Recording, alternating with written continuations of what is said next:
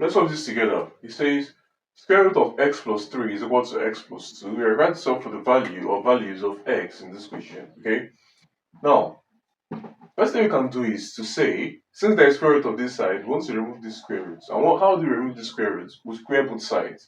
So we raise this side to the power of 2 and raise this side to the power of 2. We're going to have square root and square will take each other out, so that we're left with x plus 3 to be equal to, on this other side, we have x squared to be x squared. X times 2 is 2x times 2 is 4x. 2 squared is 4. Okay?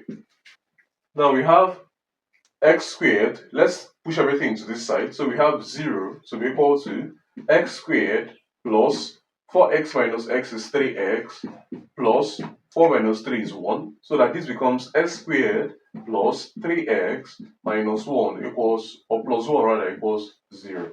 Okay? Now, let's look at this closely now. This is x squared plus 3x plus 1. Okay? Now, we cannot solve this using factorization method. Okay? We can solve this using the quadratic formula. Solving this using the quadratic formula, we are going to have that this becomes, okay, so we use x to be equal to minus b plus or minus square root of b squared minus 4ac all over 2a, where a is equal to the coefficient of x squared, which is 1, b is the coefficient of x, which is 3, c is the constant term, which is 1.